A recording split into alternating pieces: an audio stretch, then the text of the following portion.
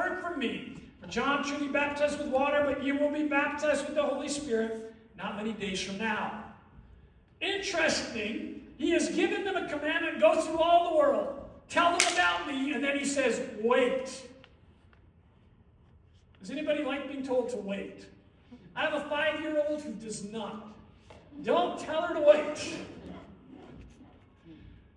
Funny, when I'm in a rush, it's no problem. But anyhow, some of us, even though we're not 5 anymore, when we're told to wait, we maybe don't like it.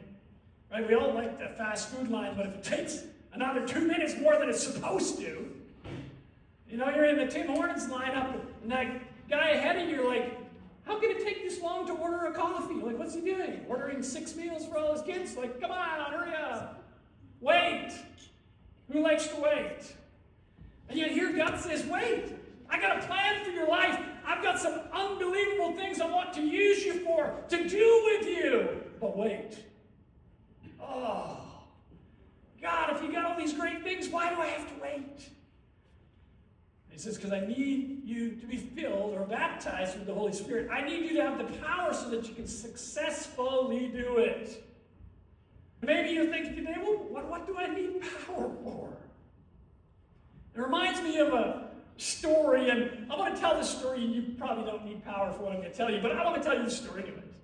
I heard it years ago from a preacher who used to travel all over the country, and he actually lived in the northern states, but he traveled in Canada and in many different places. And in his hometown, there was this young man who was, they said he was about 7 feet tall, and, you know, like this at the shoulders. The guy was known as the meanest guy in their area, and he had beat many people up. Everybody was scared of him. And, you know, some in the religious circles were sure he had a demon. You know, they were just, this was the kind of guy you didn't go around, but this preacher decided, I'm going to go visit. I'm going to talk with this guy.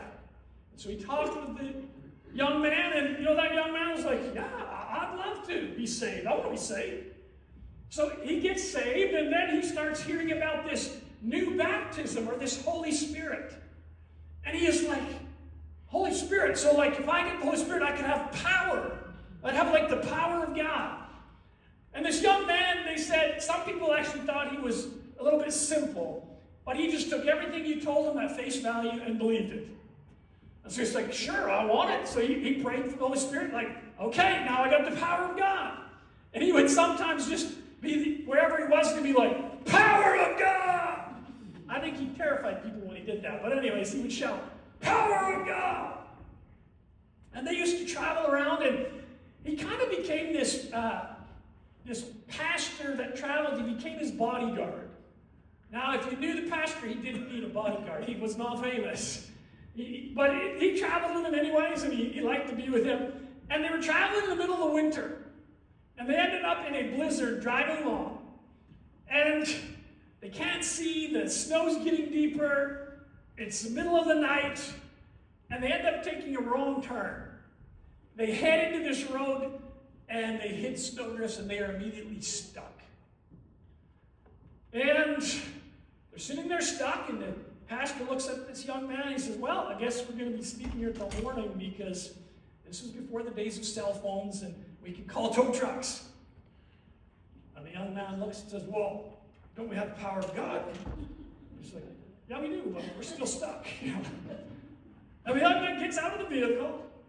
He walks around to the front of the vehicle, and he's looking at the passengers in the driver's seat. The vehicle, they're stuck. It's not going anywhere. It's running, but it's just in neutral. They're stuck. And this young man, 7 feet tall, huge, he looks at him through the window. He bends down, he grabs the front of the car, and then he does his power of God! He picks the car completely off the ground and proceeds to push it out without it in reverse. Power of God. The power of God is real. Now, I hope that you won't have to push out a car and need the power of God to do so. But you know what? You do need the power of God for other things in your life.